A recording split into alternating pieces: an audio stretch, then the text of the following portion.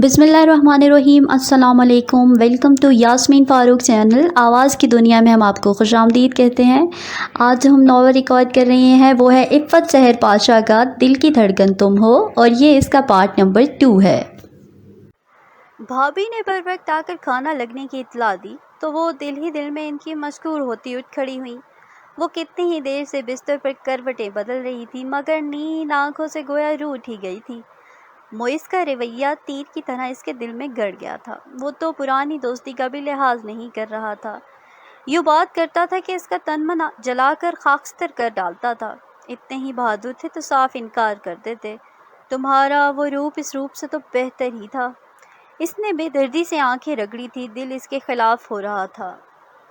میں خواب بن کے اسے نیند میں دکھائی دوں، وہ جو میرا قرب چاہے تو میں اس کو جدائی دوں۔ کچھ اس طرح سے مجھے چاہے کہ ہر گھڑی میں دھڑکنوں کی طرح اسے قلب میں سنائی دوں۔ تڑپ تڑپ کر مجھے مانگتا رہے، لیکن سوائے اپنے میں اسے ساری خدائی دوں۔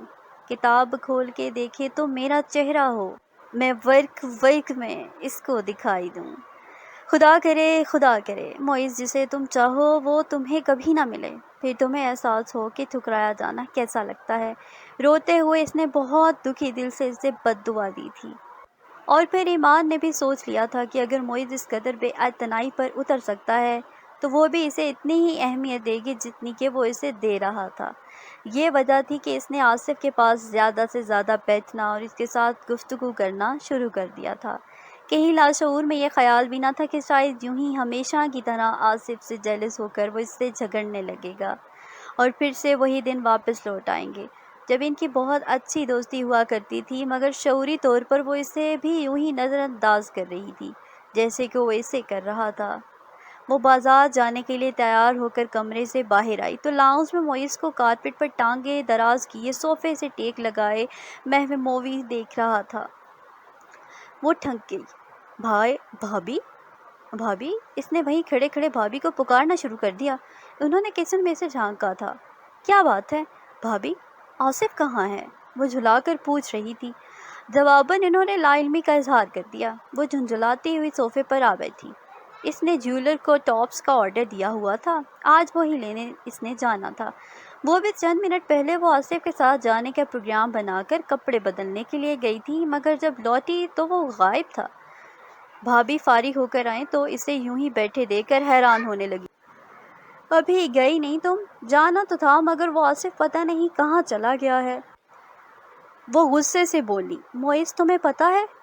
بھابھی نے لاپرواہی سے اس مصروفیت میں مگن معیز سے پوچھا تو وہ حد درجہ بے نیازی سے بولا، اسے ذرا میں نے بازار بھیجا ہے آئس کریم لینے تک۔ ندا کا دل چاہ رہا تھا، اس نے سوچا منگوا دوں۔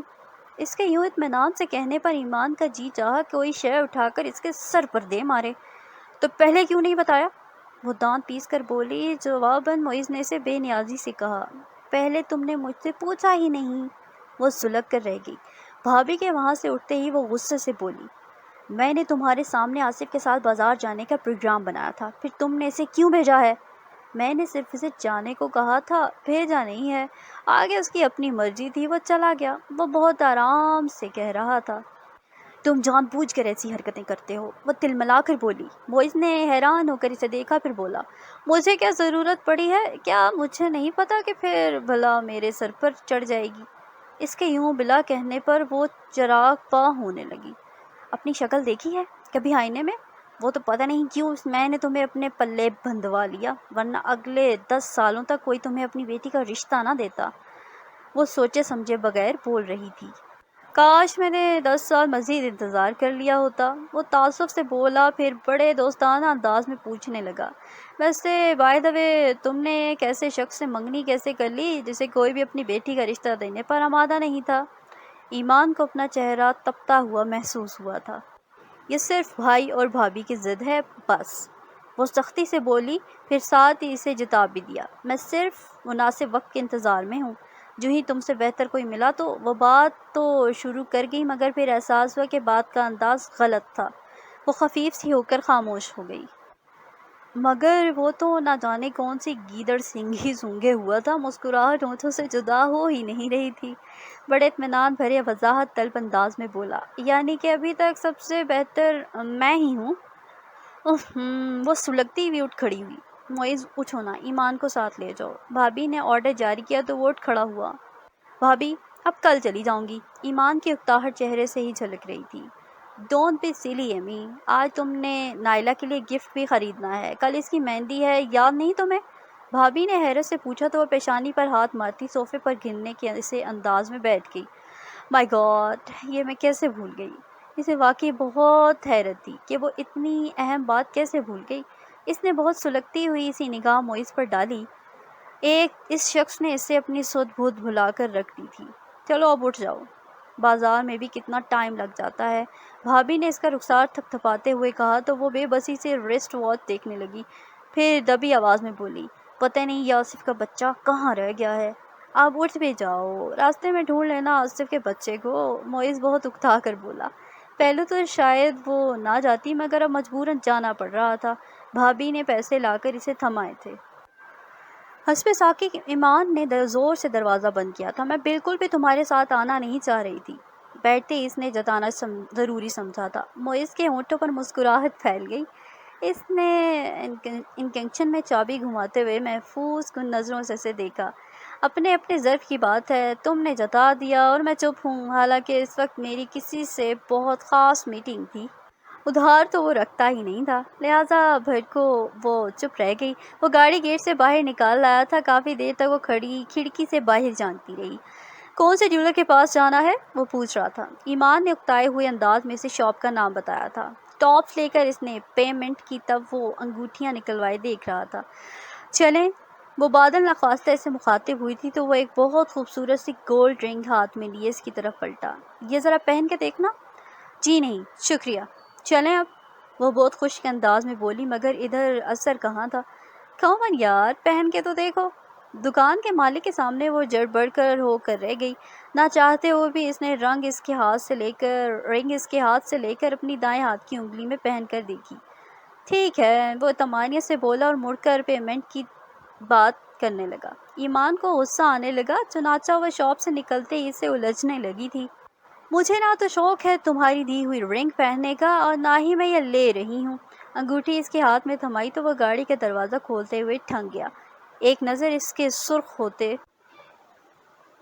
چہرے پر ڈالی، پھر گاڑی میں بیٹھتے ہوئے اس کے لیے دروازہ کھولا۔ میرے خیال میں تمہیں کوئی غلط فہمی ہو رہی ہے، یہ رنگ میں تمہیں گفٹ کرنے کے لیے نہیں لے رہا تھا، تمہارا تو صرف ناپ لیا ہے، یہ تو میں نے کسی اور کے لیے خریدی ہے۔ اس کی وضاحت پر لہجہ بھر کو ایمان کی دھڑکنیں سست پڑ گئیں، ساتھ ہی خجالت نے چہرے پر سرخی بکھیر دی۔ اگلے چند منٹ خاموشی سے گزرے، پھر اس نے گاڑی گفٹ شاپ کے سامنے روک دی۔ وہ ایمان کے ساتھ نہیں اترا تھا۔ ایمان بھی اسے نظر انداز کرتی ہوئی نائلہ کے لیے گفٹ خریدنے چلی گئی۔ تم میرے ساتھ بخوشی نہیں چل سکتے تو میں بھی تمہارے ساتھ ہم قدم ہونے کی روادار نہیں ہوں۔ اشتعال کی خفیف سی لہر کے زیر اثر ایمان نے سوچا، مگر ساتھ ہی اس کی پلکیں بھی بھیگی۔ کتنا برا کیا تھا معیز نے اس کے ساتھ۔ وہ خود کو سنبھالتی گفٹ شاپ میں داخل ہو گئی۔ بہت آرام اور اطمینان کے ساتھ اس نے گفٹ خریدا، پیک کرایا اور پھر پیمنٹ کر کے نکلی۔ اس سارے عمل میں اسے اچھی خاصی دیر ہو گئی، مگر اسے خوشی تھی کہ وہ معیز کو خوب انتظار کروا رہی تھی۔ اس نے گفٹ پیک پچھلی سیٹ پر رکھتے ہوئے اطمینان سے نشست سنبھالی تو وہ گاڑی سٹارٹ کرنے لگا۔ شکر ہے کہ تم یہیں مل گئیں، ورنہ میں تو سوچ رہا تھا کہ کہیں تم گھر پہنچ گئی ہو اور آپ ہی سے خوب ڈانٹ پڑے گی، وہ تمام نیت سے بولا۔ ایمان نے استفہامیہ نظروں سے اسے دیکھا تو وہ مزے سے ہنس کر بولا، میں نے سوچا کہ اتنی جلدی تو تم گفٹ خریدو گی نہیں، بہتر ہوگا کہ میں اپنا گفٹ ہی دے آؤں، اور ویسے بھی تمہیں پتہ ہے کہ انتظار کرنا مجھے زہر لگتا ہے، ابھی آ رہا ہوں میں گفٹ دے کر۔ ایمان کا دل جل کر خاک ہو گیا۔ اس کا جی چاہا کہ ہاتھ میں موجود انگوٹھی اتار کر اس کے منہ پر دے مارے۔ کتنی ڈھٹائی سے وہ اس کے سامنے اپنے عشقیہ کارناموں کا اعتراف کر رہا تھا۔ سنو، کیا تم اس رشتے سے خوش نہیں ہو؟ وہ اس سے مخاطب تھا۔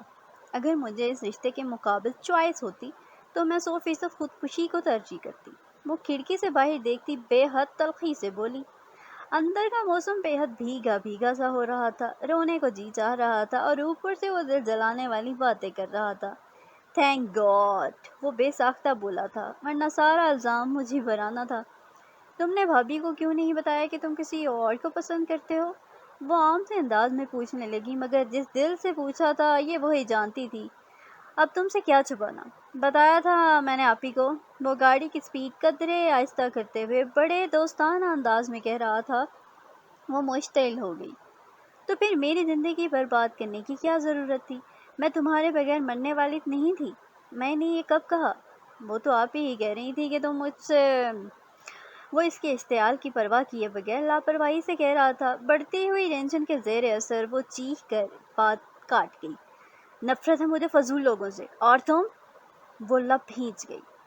ایسے یہ سب کچھ تم آپ ہی بلکہ خصوصاً بھائی جان کے سامنے نہیں کہہ سکتی۔ وہ ملتجئانہ انداز میں پوچھنے لگا تو وہ اس پر الٹ پڑی۔ تم خود کیوں نہیں کہہ دیتے؟ اتنا احسان کرنے کی کیا ضرورت تھی؟ جسے چاہتے تھے اسی کو لے آتے، دکھا دیتے اپنی آپی اور بھائی جان کو۔ بھائی جان کی میں بہت عزت کرتا ہوں، میں انہیں انکار نہیں کر سکتا تھا، اور سائیڈ افیئرز کا کیا ہے، وہ تو شادی کے بعد بھی چلتے ہیں۔ وہ بڑے آرام سے کہہ رہا تھا۔ اس کی اس قدر کمینگی پر وہ کئی لمحوں تک دکھ کے حصار میں گھری اسے دیکھی گئی، پھر بڑے ضبط سے بولی، یہ تم عزت کر رہے ہو ان کی؟ تم پہلے کبھی اتنے کمینے نہیں تھے معز۔ دیکھو امی، ہر انسان کا اپنی زندگی پر حق ہوتا ہے، یہ قربانی وغیرہ کا خیال بہت فرسودہ ہو چکا ہے۔ کوئی بھی شخص فی زمانہ کسی کے لیے قربانی نہیں دے سکتا، اور محبت کی قربانی دینے کا مطلب پتہ ہے کیا ہوتا ہے؟ محبت کا دوسرا نام ہے سکھ، چین، خوشی، آرام، سکون، اور یہ سب چیزیں کسی بھی شخص کی زندگی ہوتی ہیں۔ سوچو اگر محبت نہ ملے تو کیا ہوتا ہے؟ ان میں سے کچھ بھی حاصل نہیں ہوتا۔ میں احسان فراموش نہیں ہوں، محبت بھی رکھوں گا اور کسی کا مان بھی۔ وہ اس کے دیے گئے خطاب کو نظر انداز کر کے بہت سختی سے اپنا معافی الضمیر بیان کر رہا تھا۔ ایمان کا جواب دینے لگا تو وہ بے حد تلخی سے بولی، گاڑی کی سپیڈ بڑھاؤ، اور آئندہ کبھی بھی ایمی مت کہنا، تم سے میرا کوئی رشتہ نہیں ہے، ایک دوستی تھی، اس کے بھی تم نے اصولوں کا خیال نہیں رکھا۔ جواباً اس نے کچھ کہا نہیں، بس ایک نظر اس کے تمتماتے چہرے پر ڈال کر اس نے گاڑی کی سپیڈ بڑھا دی تھی۔ ایمان جس مشکل سے اپنے آنسو روک رہی تھی، یہ وہی جانتی تھی۔ محض وہ شخص تھا جو اس کی پہلی سوچ، پہلا خواب اور پہلی خواہش تھا، اور جب سوچیں تباہ ہو جائیں، خواب اجڑ جائیں اور خواہشیں ناتمام رہ جائیں تو زندگی کیسے گزاری جا سکتی ہے؟ ایسا مت کرو معز، اس کا رواں محو التجا تھا، مگر وہ اس دل کا کیا کرتی؟ وہ گھر پہنچی تو آصف ٹی وی لاؤنج میں ندا کے ساتھ لڈو کھیل رہا تھا، ساتھ میں سامیہ بھی تھی، مگر وہ کسی کی پرواہ کیے بغیر آصف پر الٹ پڑی۔ میں نے تمہیں کہا تھا کہ میرے ساتھ مارکیٹ چلنا ہے، پھر کہاں غائب ہو گئے تھے؟ اتنی خواری اٹھانا پڑی مجھے تمہاری وجہ سے۔ الہی خیر، ایمی کیا ہو گیا ہے؟ سامیہ گڑبڑائی تھی۔ وہ خود پر قابو پاتی صوفے میں دھنس گئی، پھر سامیہ کی طرف متوجہ ہوئی۔ تم کہاں مر گئی تھی؟ پتہ نہیں تھا مجھے آج جیولر کے پاس جانا تھا، وہ نائلہ کی شادی کے لیے گفٹ لینا تھا۔ اوہ گاڈ، اس سے کیا کہہ دیا معز بھائی، اصولاً تو اس کا موڈ بہت خوشگوار ہونا چاہیے تھا۔ وہ پیچھے آتے معز سے مخاطب ہوئی۔ وہ بہت فریش موڈ کے ساتھ ان کے ساتھ کارپٹ پر آ بیٹھا۔ دیکھ لو پھر بھی میرا موڈ تو A1 ہے، جیسے اس نے اپنی قوت برداشت کی تعداد چاہی تھی۔ ایمان اٹھ کر اپنے کمرے میں چلی گئی۔ معز بھائی، آپ نے ضرور کچھ الٹا سیدھا کہا ہے ایمی سے، ورنہ تو اس کو غصہ نہیں آتا۔ سامیہ نے گردن موڑ کر غصے کے عالم میں اٹھ کر جاتی ایمان کو دیکھتے ہوئے مشکوک انداز میں کہا، تو وہ ہنس دیا۔ غلط فہمی ہے تمہاری، شکر کرو کہ میرا سر سلامت رہ گیا ہے۔ مجھ پر بھی خفا ہو رہی تھی، آصف بیچارہ مقت میں شرمندہ ہو رہا تھا۔ وہ کیا پرائم منسٹر ہو گئی ہے جو ہم اس کے موت کی فکر میں ہلکان ہوتے رہیں؟ فارگیٹ اٹ، دوسرے لفظوں میں مٹی پاؤ۔ معز نے مسکراہٹ دباتے ہوئے کہا تو سامیہ سے گھورتے ہوئے اٹھ گئی۔ مجھے لگ رہا ہے آپ دونوں ہی کا دماغ خراب ہو گیا ہے، اکٹھے سفر راس نہیں آیا۔ یہ انٹرویو جا کر اس ملک ہے جذبات سے کرو۔ معز نے اسے ٹہلایا تھا۔ ندا تمہارے سر آ گئے ہیں، چلو بیٹا۔ بھابھی نے ندا کو انفارم کیا تو وہ آصف سے گیم پورا کرنے کا وعدہ لیتی ڈرائنگ روم میں چلی گئی۔ آپ ہی چائے؟ معز نے فرمائش کی تھی، پھر آصف کی طرف متوجہ ہوا تھا۔ تم کہاں رہ گئے تھے؟ وہ میں آئس کریم لے کر آ رہا تھا کہ سامیہ مل گئی۔ انہوں نے مجھے کیک لانے کے لیے بھیج دیا۔ وہ شرمسار سا بتا رہا تھا، لانے یا بنانے؟ موئز نے ریموٹ سے چینل بدلتے ہوئے سرسری انداز میں طنز کیا تو وہ جلدی سے بولا، انہوں نے مجھے فلیور نہیں بتایا تھا۔ میں فریش کیک لے آیا تو وہ بولی کہ آلمنڈ چاہیے۔ اس طرح مجھے 2 چکر لگانے پڑے۔ موئز نے تفہیمی انداز میں سر ہلا کر نظریں ٹی وی اسکرین پر جما دی۔ اسپورٹس چینل پر سائیکل ریس دکھائی جا رہی تھی۔ میری سمجھ میں نہیں آ رہا کہ تمہارا موڈ اس قدر بگڑا ہوا کیوں ہے؟ سامیہ زج آ کر پوچھ رہی تھی۔ میرا کوئی موڈ نہیں بگڑا ہوا، میں تو یوں ہی کہہ رہی تھی۔ وہ نائلہ کے لیے خریدا ہوا گفٹ ٹیبل پر رکھتے ہوئے بولی تو کافی حد تک وہ خود کو کمپوز کر چکی تھی۔ ایمی بیوقوف کسی اور کو بنانا۔ سامیہ نے اس کے جھوٹ کا اثر نہ لیتے ہوئے استحضاءیت سے اسے کہا تو وہ اسے دیکھنے لگی۔ موئز بھائی سے جھگڑا ہوا ہے کیا؟ سامیہ کے رازداری سے پوچھنے پر وہ ڈریسنگ ٹیبل کی طرف پلٹ گئی۔ میرا کسی سے کوئی جھگڑا نہیں ہوا۔ پھر تمہارا موڈ کیوں خراب ہے؟ سامیہ نے جو رکھی تھی وہ کچھ کہے بغیر لپسٹک کھول کر چیک کرنے لگی، پھر ہونٹوں پر ٹیشو پیپر کا لائٹ براؤن لپسٹک صاف کی اور ڈیپ ریڈ کلر کی لپسٹک ہونٹوں پر پھیرنے لگی۔ ایمی، تم ٹینس ہو رہی ہو؟ اب کی بار سامیہ نے پورے یقین کے ساتھ کہا تو وہ پلکیں جھپک کر نمی چھپانے لگی، پھر موضوع بدلتے ہوئے پوچھنے لگی، کل چل رہی ہو نا نائلہ کی مہندی پر؟ بہت مشکل ہے، خالہ کی طبیعت ٹھیک نہیں ہے، صبح ہم سب کو جانا پڑے گا، اس لیے تو آج آ نہیں سکی۔ ماموں جان آئے ہوئے تھے۔ اوف! وہ پریشان ہی اس کی طرف پلٹی تو میں کیسے جاؤں گی؟ جیسے مارکیٹ گئی تھی، سامیہ نے کہتے ہوئے ساتھ ہی گھوجتی نظروں سے اس کا چہرہ دیکھا تو وہ چپ سی ہو گئی تھی۔ پھر سامیہ کو اپنی طرف دیکھتے پا کر لاپرواہی سے بولی، چلو ٹھیک ہے، موئز کے ساتھ ہی صحیح، یوں بھی سب فرینڈس کو بہت اشتیاق ہے اسے دیکھنے کا۔ میں تو سوچ رہی ہوں اس پر ٹکٹ لگا دوں، زبردست کمائی ہوگی۔ سامیہ کو ہنسی آ گئی، وہ بولی، اور اس مشن کا نام کیا ہوگا؟ منگیتر پروفٹ۔ وہ بھی سامیہ کا ساتھ دینے کے لیے ہنس رہی تھی، حالانکہ اس وقت اس کا دل چاہ رہا تھا کہ وہ تنہا ہو اور خوب روئے۔ دل کو بہلانے کے لیے اس نے الماری کھولی اور مہندی کے فنکشن کے لیے سوٹ کے متعلق سامیہ کی رائے لینے لگی۔ بھابی، میں آصف کے ساتھ چلی جاؤں؟ اس نے تیار ہو کر پوچھا تو وہ حیرت سے اسے دیکھنے لگی۔ موئز کے ساتھ کیوں نہیں؟ وہ تو پتہ نہیں کب آئے گا، 5 بج رہے ہیں، نائلہ تو مجھے کچا چبھا جائے گی۔ وہ ٹھنکی تو انہوں نے اسے پچکارا تھا، ایمی وہ بتا کر گیا تھا کہ 5:30 بجے تک آ جائے گا، اور تمہیں تو پتہ ہے کہ وہ کتنا پنکچول ہے۔ ایمان نے گہری سانس لی، پھر قدرے روحاسی ہو کر بولی، بھابی پلیز، اب تو اتنا تیار ہو کے مجھ سے انتظار کی کوفت نہیں سہی جاتی۔ 20-25 منٹ کا تو فاصلہ ہے، پھر گاڑی بھی موجود ہے، وہ خفا ہوگا۔ ایمی، بھابی نے تنبیہ کی، مگر اس نے یوں ہی ملتجائیاں تاثرات سجائے رکھے، ناچارہ انہیں اجازت دینی پڑی۔ واپسی پر جتنے بجے آنا ہو فون کر دینا، اور ایمی ندا کو بھی ساتھ لے جانا، اس کی آؤٹنگ ہو جائے گی۔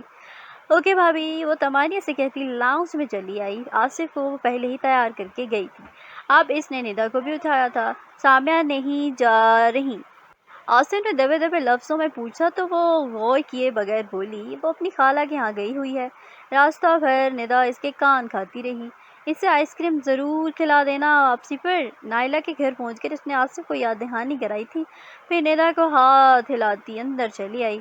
نائلہ کی امی سے نائلہ کے کمرے میں لے گئیں، جہاں خوبصورت پیلے جوڑے اور پھولوں کے زیور سے سجی نائلہ دوستوں کے انتظار میں مگن تھی، اسے دیکھتے ہی لپٹ گئی۔ سامیہ کو تو فون آ گیا تھا، میں سوچ رہی تھی کہ اگر تم بھی نہ آئی تو میں حشر کھڑا کر دوں گی۔ مجھے تمہارے ارادوں کی پوری خبر تھی، بس اسی لیے آنا پڑا۔ اس نے گفٹ پیک نائلہ کے ہاتھوں پہ تھماتے ہوئے کہا تو وہ ہنستے ہوئے اپنی کزنس کے ساتھ تعارف کرانے لگی۔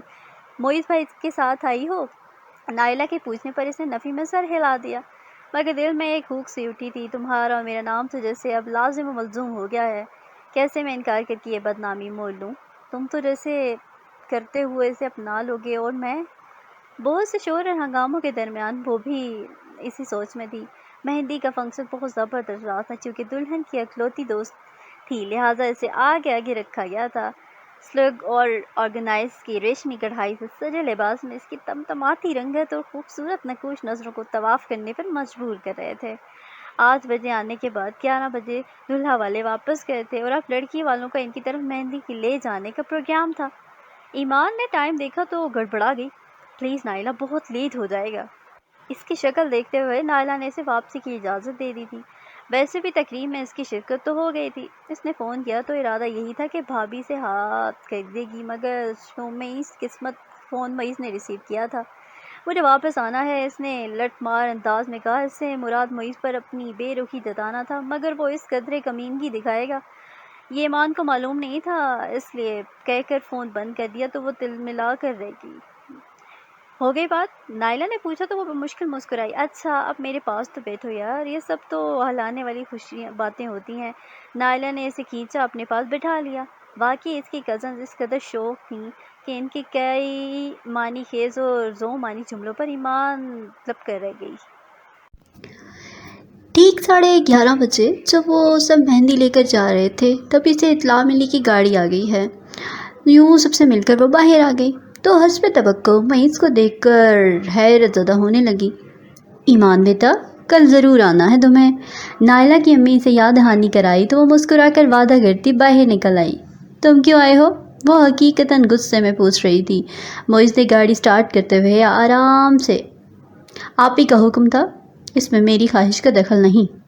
آصف موجود تھا، اسے بھیج دیتی، بلکہ میں نے کہا بھی تھا، وہ ہنوزی سے لہجے میں کہہ رہی تھی۔ دیکھو مجھے یہ بات بالکل بھی پسند نہیں ہے کہ تم غیروں کے ساتھ کہیں آؤ جاؤ۔ وہ یخلختی سختی سے بولا اور استجاب سے اسے دیکھنے لگی، پھر طنزیہ انداز میں بولی، وجہ پوچھ سکتی ہوں اس قدر غیرت میں آنے کی؟ Shut up. وہ آرام سے اسے ٹوک گیا۔ تم میری منگیتر ہو اور مجھے یہ پسند نہیں کہ میری منگیتر غیر مردوں کے ساتھ کہیں پھرتی رہے۔ تو چھوڑ دو مجھے۔ وہ مشتعل سے چیخ اٹھی۔ کتنی فضول بات کر رہا تھا وہ، میں کیا پاگل ہوا ہوں اتنی اچھی لڑکی کو چھوڑ دوں؟ وہ لاپرواہی سے کہتا اسے زہر لگا تھا۔ بہت ضبط کرتے ہوئے بھی اس کی آواز بھر آ گئی۔ اتنی اچھی ہوتی تو تم باہر دوستیاں نہ کھانٹتے پھرتے، یہ تو سائڈ افیئرز ہیں، ان کا کیا غم؟ وہ اطمینان سے بولا تو ایمان نے بھی اس کے اطمینان کی دھجیاں بکھیرنے کی کوشش کی۔ تو پھر میرے سائڈ افیئرز بھی برداشت کرو۔ لہجہ بھر کو ہونٹ بھیجنے کے بعد وہ ہنسا اور پھر ہنستا ہی چلا گیا۔ ایمان کا جی چاہا کہ چلتی گاڑی میں سے چھلانگ لگا دے۔ ویری ویل سیڈ، مگر میں پھر بھی برداشت نہیں کروں گا کہ تم کسی غیر کے ساتھ رابطہ رکھو۔ اب وہ مسکراتے ہوئے کہہ رہا تھا، تم مجھے ٹوکنے کا حق نہیں رکھتے کیونکہ تم نے اپنی مرضی سے گرل فرینڈ پال رکھی ہے، میں نے کبھی تمہیں منع نہیں کیا۔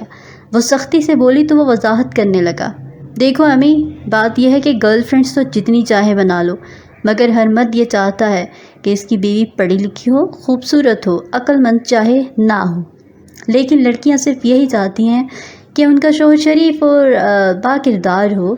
ایمان نے بھرپور طنز کیا تو وہ اثر لیے بغیر بولا، مگر ہر خواہش کہاں پوری ہوتی ہے؟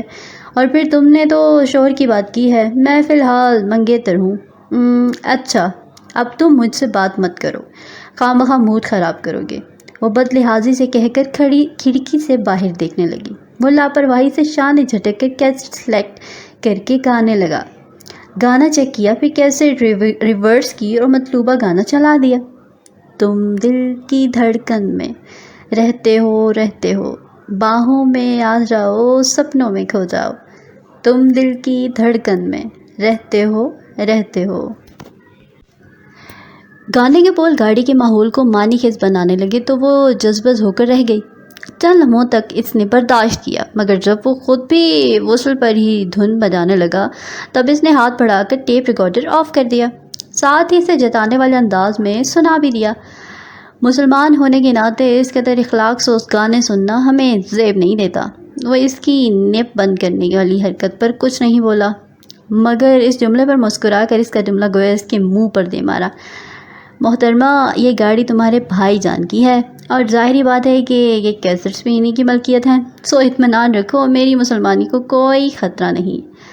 اوہ مجھے کوئی فرق نہیں پڑتا، میری طرف سے تم چاہے جہنم میں جاؤ، اس نے دانت پیس کر دھیمی آواز میں کہا۔ چند لمحوں تک وہ خاموشی سے گاڑی ڈرائیو کرتا رہا، پھر اس کی طرف ایک نگاہ ڈال کر مسکراتے ہوئے بولا، ویسے آج تم اچھی لگ رہی ہو۔ اس کے پرستائش انداز کو نظر انداز کرتی وہ یوں ہی بالکل سامنے سڑک پر نظریں جمائے ساکت بیٹھی رہی۔ ویسے ایک بات نوٹ کی ہے میں نے کہ تم پہلے اتنی بدتمیز نہیں تھی، بلکہ مجھ سے ہلکی سی جھڑپ تک کبھی نہیں ہوئی تھی، اور اب تو یوں لگتا ہے جیسے میری تمہاری ازلی دشمنی چل رہی ہے۔ وہ بڑی دلچسپی سے اس کا یوں تجزیہ کر رہا تھا جیسے اس کی بے رخی سے کوئی فرق نہ پڑتا ہو۔ تم بھی پہلے ایسے دغا باز نہیں تھے معز، اور اگر تم نے نوٹ کر ہی لیا ہے تو ایک بات اچھی طرح سمجھ لو کہ میں بھی اس رشتے سے اتنی ہی الرجھ ہوں جتنے کہ تم ہو۔ میرا بس چلے تو میں ابھی انکار کر دوں۔ آخر میری بھی کوئی پسند ہے، مجھے بھی اپنی زندگی جینے کا کوئی حق ہے۔ ادھار ایمان نے بھی نہیں رکھا تھا۔ اچھا، وہ ہنستا تھا جیسے اس کی بات سے بہت محسوس ہوا ہو۔ کون پسند ہے تمہیں؟ تم تو قطعی نہیں ہو، اس نے دل کی آواز کو دباتے ہوئے قطعیت سے کہا، پھر بے رخی سے بولی، جلد ہی تمہیں پتہ چل جائے گا، پھر میں یہ انگوٹھی تمہارے منہ پر دے ماروں گی۔ دیکھو، انگوٹھی توڑ کر تو تم ویسے ہی مجھ پر احسان کر دو گی، ایسے ہی میں تم یہ انگوٹھی میرا گفٹ سمجھ کر رکھ لینا۔ وہ فوراً مشکور ہو کر بولا تو ایمان کو رونا آنے لگا۔ وہ کس قدر ضلالت پر اتر آیا تھا۔ مجھے ایسے فضول گفٹس کی ضرورت نہیں، یہ بھی تم ہی اپنی کسی ہوتی سوتی کو دے دینا۔ اپنی آواز پر قابو پاتے ہوئے اس نے بہت تلخی سے کہا، اور کھڑکی سے چہرہ لگا کر باہر جھانکنے لگی۔ لو بھلا، میں ایسی استعمال شدہ چیزیں توڑ ہی دیتا ہوں۔ اور بکواس کر رہا تھا، اور ایمان دعا خدا کرے مجھے بھی کوئی اور پسند آ جائے۔ آصف سے اس بار اس نے اچھی خاصی دوستی کر لی تھی۔ وہ ایمان اور سامیہ کو لے کر روزانہ ہی آؤٹنگ پر نکل جاتا تھا، اور یہی مسئلہ معز نے اسے یونیورسٹی ڈراپ کرتے ہوئے چھیڑ دیا تھا۔ تمہیں اس سے کیا؟ اور ویسے بھی پہلے وہ میرا کزن تھا، اب اور بھی بہت کچھ ہے، وہ بے حد بے رخی سے کہہ رہی تھی۔ معز نے بڑی بے یقینی سے اسے دیکھا۔ ڈونٹ، وہ بدھو اور جھمپو بھلا تمہیں کیسے پسند آ سکتا ہے؟ مائنڈ یور لینگویج، اب تم اسے میرے سامنے نہیں کہہ سکتے۔ ایمان نے اسے تنبیہ کی تھی۔ دیکھو، میں یہ برداشت نہیں کر سکتا تھا کہ تم مجھ پر اسے فوقیت دو۔ وہ صدمے کسی کیفیت میں تھا۔ اس کی حالت ایمان کے دل کو بہت سکون دے رہی تھی۔ وہ تم سے 1000 درجے بہتر ہے، اور پھر تمہیں سارے اصول و قواعد میرے اس لیے کیوں یاد آتے ہیں؟ ایمان نے بڑے طنز سے پوچھا تھا۔ دیکھو امی، تم میری منگیتر ہو، اور میں یہ برداشت نہیں کر سکتا کہ تمہارا میرے سوا کسی سے افیئر ہو۔ وہ بہت سختی سے کہہ رہا تھا۔ ایمان کو ہنسی بھی آئی اور رونا بھی۔ میری زندگی کی بھی سب سے بڑی خواہش یہ ہے کہ میرے منگیتر کا بھی صرف مجھی سے افیئر ہو، اور تم میرے معیار پر پورے نہیں اترے۔ وہ بڑی عارف کو بے رخی بھرے انداز میں بولی تھی۔ تم دیکھ لینا، وہ بڑا گھنا ہے، کہیں نہ کہیں افیئر چلا رکھا ہوگا اس نے۔ اور اسے بھڑکانے کی کوشش کرنے لگا، اسے گھننا کہتے ہوئے۔ معز، تم سے تو وہ اچھا ہے، تمہاری تو اصلیت کا ہی مجھ پر دیر سے پتہ چلا ہے، ورنہ یہ تو فیصلہ نہ ہونے والی۔ وہ تحت کامیز انداز میں کہتے ہوئے اسے کچھ کہنے سے رک گئی۔ لیکن میں تمہاری کچھ بھی نہیں ہوں۔ تمہاری سب کچھ وہ ہے جسے تم اس روز انگوٹھی دے کر آئے ہو۔ اینڈ مائنڈ، اگر تم افیئر چلا سکتے ہو تو میں بھی پابندیوں سے باہر ہوں۔ وہ چلانے لگی تھی۔ معز اس کی طرف بڑے والے کان میں انگلی ڈال کر جیسے اسے کچھ احساس دلانے لگا۔ اس سے واقعی کافی اونچی آواز تھی، مگر وہ غصے میں اتنا دلا رہا تھا کہ وہ آؤٹ آف کنٹرول ہوئی تھی۔ تم جتنی جلدی ہو سکے بھابھی سے منگنی ختم کرنے کی بات کرو، میں مزید اس ٹینشن میں نہیں رہ سکتی۔ مجھے کیا ضرورت پڑی ہے آپ ہی اور بھائی جان کی نظروں میں برا بننے کی؟ اب تم نے آصف کو پسند کر ہی لیا ہے تو تم ہی ایک کام کر دو۔ وہ بڑی ہوشیاری سے اسی کی پلاننگ کر رہا تھا۔ پہلے تم نے کسی کو پسند کیا تھا، وہ تلخی سے بولی۔ جواباً بڑے اطمینان سے کہتے ہوئے شانے جھٹکنے لگا، میرا کام تو یوں بھی چل ہی رہا ہے، مجھے کیا ضرورت ہے اس طرح کے بکھیڑوں میں پڑنے کی؟ تم نہیں کہو گے تو میں خود بھائی جان اور بھابھی کو بتا دوں گی۔ اب کی بار وہ قطعیت سے بولی تو وہ خوش ہوا۔ اپنے اور آصف کے متعلق؟ تمہارے اور تمہاری ایکس والی زیڈ کے متعلق؟ وہ دانت کچکا کر بولی، اور گاڑی کی رکتے ہی فائل اور بیگ سنبھالتی نیچے اتر گئی۔ اسٹیئرنگ پر انگلیاں بجاتے ہوئے معز نے خوش نما سی مسکراہٹ کے ساتھ اس کو دور تک دیکھا تھا۔ آج اس کی برتھ ڈے تھی۔ صبح ہی بھائی جان نے فون پر اسے وش کیا تھا۔ بھابھی سامیہ اور ردا بھی اسے گفٹ دے چکی تھیں، بلکہ اور تو اور آصف نے بھی اسے گفٹ دے دیا تھا۔ رابعہ اور ارم کا شام کو آنے کا پروگرام تھا۔ اگر کسی نے اسے وش نہیں کیا تھا تو وہ معز ہی تھا۔ حالانکہ ایمان سے زیادہ اس کے برتھ ڈے کا وہ خیال رکھتا تھا، مگر اس دفعہ تو جیسے وہ ہر بات بھول چکا تھا۔ کتنی ہی دیر وہ اپنے کمرے میں بند معیز کی اس بے رخی پر آنسو بہاتی رہی تھی۔ پھر بہت سوچنے کے بعد خود کو مضبوط کرتے ہوئے برستی آنکھوں کے ساتھ اس نے اپنے بائیں ہاتھ کی انگلی سے منگنی کی انگوٹھی اتار کر ٹیبل پر رکھی اور اٹھ کر باتھ روم میں چلی گئی۔ واش بیسن پر جھک کر اچھی طرح ٹھنڈے پانی کے چھینٹے آنکھوں پر مارے، انگوٹھی ہاتھ میں دبائے وہ معیز کے کمرے تک آئی تھی۔ وہ کمرے میں نہیں تھا، وہ اندر داخل ہو گئی۔ چند لمحوں تک ادھر ادھر دیکھنے کے بعد اس نے آگے بڑھ کر سائڈ ٹیبل پر انگوٹھی رکھ دی۔ وہ پلٹی، دروازہ کھلا اور معیز اندر داخل ہوا تھا۔ وہ لہجہ بھر کے ساتھ ساکت رہ گئی تھی، خود وہ بھی ٹھٹک گیا تھا۔ پھر خوشگوار انداز میں بولا، واٹ اے سرپرائز، تم اور میرے کمرے میں؟ وہ اس کے پرمسرت انداز سے قطعاً نظر خاموشی سے باہر نکلنے لگی، مگر وہ اس کے سامنے کھڑا تھا۔ ناراض ہو؟ اس کے دوستانہ لب و لہجے پر ایمان کو رونا آنے لگا۔ تم نے مجھے راضی ہی کب رکھا ہے؟ آگے سے ہٹو، وہ بھرائے ہوئے انداز میں بولی تو وہ کچھ سوچ کر بولا، آئی ایم سوری، شاید تم میری بھول کی وجہ سے ناراض ہو۔ ابھی آپ ہی نے مجھے یاد دلایا کہ آج تمہاری برتھ ڈے ہے، ہیپی برتھ ڈے۔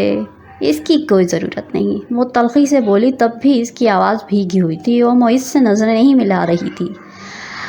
ضرورت کیوں نہیں، منگیتر ہو تم میری؟ اس کے پیٹ سے یاد دہانی پر ایمان کا خون کھول اٹھا۔ ہوں نہیں تھی، وہ پڑی ہے منگنی کی انگوٹھی، جا کے اسی کو پہنا دینا جسے پسند کرتے ہو۔ غصے سے کہتے ہوئے اس کے آنسو نکل آئے تو وہ سائڈ ٹیبل پر پڑی انگوٹھی کو دیکھ کر ایمان کو دیکھنے لگا۔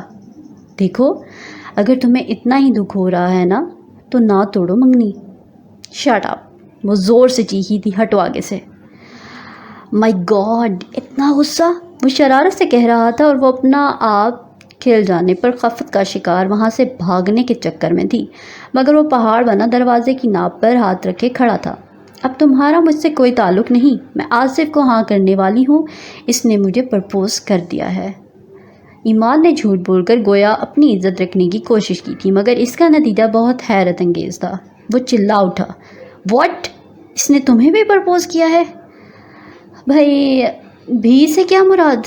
اس نے مجھے ہی پرپوز کیا ہے۔ وہ اپنی بات پر اڑی ہوئی تھی، مگر اس نے سامیہ کو بھی پرپوز کیا ہے؟ چاہے تو آپ ہی سے پوچھ لو۔ معیز کا انداز بہت قطعی تھا۔ خفت و خجالت کی سرخی ایمان کے چہرے کو رنگین کر گئی۔ اپنے تمام ڈائلاگز بڑکیں یخلکتی ذہن میں گھوم گئی تھیں۔ ذلیل کمینہ، اس سے تو میں بھی ابھی پوچھتی ہوں۔ وہ تیزی سے آگے بڑھی اور ناپ گھما کر دروازہ کھولنے کی کوشش کی، مگر معیز نے اس کا ہاتھ گرفت میں لے لیا تھا۔ پہلے مجھ سے تو پوچھ لو، ہاتھ چھوڑو میرا۔ اس کا دل بھر آ گیا، مگر وہ اثر لیے بغیر اسے ساتھ لیتا کمرے کے وسط میں آیا اور بستر پر بٹھا کر کرسی گھسیٹی اور اس کے سامنے بیٹھ گیا۔ آپ ہی نے مجھ سے تمہاری اور میری شادی کی بات کی تھی، تب میں جاب لیس تھا، مجھ پر 2 بہنوں کی ذمہ داری بھی تھی، اس لیے میں نے انہیں انکار کر دیا، مگر ان پر میری کسی دلیل کا اثر نہیں ہو رہا تھا۔ تب میں نے تنگ آ کر کہہ دیا کہ میں کسی اور لڑکی کو پسند کرتا ہوں، اسی لیے ایمان سے شادی نہیں کرنا چاہتا۔ میری بدقسمتی کہ ندا نے یہ سب سن لیا اور تمہیں بتا دیا۔ پھر بھائی جان نے میری کلاس لی، اس سے تو میں کسی اور لڑکی کو پسند کرنے والا جھوٹ نہیں بول سکتا تھا، اور انہوں نے بھی صاف کہہ دیا تھا کہ جو اصل بات ہے انکار کے پیچھے وہ کہہ دو، پھر مجھے قائل کر لو، تب میں تمہارے فیصلے پر کوئی اعتراض نہیں کروں گا۔ پھر میں نے انہیں ساری بات بتا دی۔ ایمی، تم نے اپنی ساری زندگی آسائشوں میں گزاری ہے، بھلا میں کیسے تمہیں اپنے چھوٹے سے گھر میں لا کر قید کر دیتا۔ میں اپنی غلطی مانتا ہوں، بے خیالی میں ہی میں اس راہ پر چل نکلا تھا جس کی منزل تم تھی، مگر جب آئندہ زندگی کا لائحہ عمل تیار کرنے بیٹھا تو اندازہ ہوا کہ میں نے بمشکل اپنی تعلیم ہی مکمل کی ہے۔ گھر ابو کی تنخواہ سے چل رہا تھا اور ابھی 2 بہنیں میری ذمہ داری ہیں۔ دل بیچارہ ہاتھ ملتا رہ گیا، ہر سوچ پر دماغ نے یوں حکمرانی کی کہ دل کو بزدل ہونا ہی پڑا۔ اور پھر تم سے میں کون سے وعدے کیے تھے؟ فقط احساسات اور محسوسات اور چند لفظوں کا ہی رشتہ تھا، کب کسی قول و قرار کی منزل پر رکھے تھا جو پلٹ نہ سکتا، مگر دل کا ایک ہی فیصلہ تھا کہ میری مشکل کا حل کوئی نہیں ہے، تیرا نعم و بدل کوئی نہیں ہے۔ بھائی جان نے میرے تمام دلائل سن کر چند لمحوں تک مجھے گھور کر اچھی طرح میرا خون خشک کیا، پھر مجھے تو خوب جھاڑا ان کا خیال تھا کہ میں تمہیں مادیت پرست سمجھ رہا ہوں، مگر میں تمہاری آزمائش نہیں چاہتا تھا۔ بھائی جان نے مجھے خوب ڈانٹا اور کہا، کس بات کی پریشانی ہے تمہیں؟ اتنے بریلینٹ ہو، شاندار اکیڈمک ریکارڈ ہے تمہارا، تمہیں تو فوراً ہی جاب مل جائے گی۔ انہوں نے اتنی اچھی طرح میری برین واشنگ کی کہ میں شرمندہ ہو کر رہ گیا۔ جس مسئلے کو میں بہت نرمی سے حل کر سکتا تھا، اسے اپنی جذباتیت سے خود ہی الجھا بیٹھا تھا اور خفت کا سامنا کرنا پڑ گیا تھا۔ تم سوچ نہیں سکتی کہ میں کس قدر خوش تھا۔ پھر ندا سے علم ہوا کہ اس نے میرے اس فیصلے کے متعلق تمہیں بھی بتا دیا ہے، تو میں نے سوچا ذرا تمہارے ری ایکشن کا مزہ لیا جائے۔ ویسے تو منہ سے کچھ پھوٹتی نہیں ہو، شاید یوں ہی اقرار محبت کر جاؤ، مگر افسوس تم نے اقرار کیا بھی تو اس گھونچو سے محبت کیا؟ میں تو بس جل بھون کر رہ گیا تھا۔ تم سن رہی ہو نا؟ وہ قدرے آگ کو جھک کر پوچھ رہا تھا، اور وہ جو سانسیں روکے اس کا ایک ایک لفظ سن رہی تھی۔ اس نے تکیہ اٹھا کر اسے دے مارا۔ تم نے میرا اتنا مذاق بنایا؟ موئز سپٹپا کر کرسی سے اٹھا تھا، مگر وہ مزید حملہ کرنے کے بجائے اب ہاتھوں میں چہرہ چھپائے رو رہی تھی۔ میرا فیوچر واقعی خطرے میں ہے، وہ بڑبڑاتے ہوئے سائڈ ٹیبل پر سے انگوٹھی اٹھانے لگا، پھر دراز کھول کر اس میں سے کچھ نکالا اور دوبارہ کرسی پر آ بیٹھا۔ یہ انگوٹھی پہن لو۔ موئز کا انداز خاصا مسکین سا تھا۔ مجھے نہیں کرنی تم سے دوبارہ منگنی، وہ چلائی، مگر مجھے تمہیں سے کرنی ہے، منگنی بھی اور شادی بھی۔ موئز نے مضبوطی سے اس کا ہاتھ تھام کر انگوٹھی پہنا دی۔ وہ غصے میں تھی، کتنی آسانی سے وہ اسے بیوقوف بنا گیا تھا۔ ناراضگی سے کہا، یہ بھی جا کر اسے ہی دے دو، خدا کی پناہ ایمی، تم تو بعد میں میرا حشر کر دو گی۔ یہ ہے وہ انگوٹھی جو میں نے تمہاری برتھ ڈے کے لیے خریدی تھی۔ موئز نے دوسری انگوٹھی اس کی انگلی میں پہناتے ہوئے بے چارگی سے کہا تو وہ اپنا ہاتھ دیکھنے لگی جہاں اس روز والی انگوٹھی جگمگا رہی تھی۔ تمام تر آزردگی اور بوجھل پن یکلخت اڑن چھو ہو گیا تھا۔ تم بہت بدتمیز ہو، تم نے اتنا تنگ کیا مجھے۔ اس کی پلکیں ابھی نم تھیں۔ موئز نے شرارت سے تصحیح کی، اوہو، بدتمیز نہیں، کمینہ، یہی کہا تھا نا تم نے؟ نہ چاہتے ہوئے بھی وہ بے اختیار ہنستی تھی۔ سچ کہا تھا بھائی جان نے، میرا فیوچر بہت برائٹ ہے۔ اس کے ہنستے ہوئے چہرے کو بغور دیکھتے ہوئے وہ معنی خیز انداز میں بولا تو وہ چھپ گئی، اور اس کے چہرے پر پھیلی طمانینت نے موئز کو بھی مطمئن کر دیا۔ وہ دونوں ایک ساتھ باہر آ گئے، جہاں ندا اور سامیہ نے شام کی تقریب کے لیے ہنگامہ مچایا ہوا تھا، وہ بھی اس ہنگامے کا حصہ بن گئے۔ امید کرتے ہیں آپ کو یہ ناول بہت پسند آیا ہوگا۔ ہمیں اپنی قیمتی رائے سے ضرور آگاہ کیجیے گا۔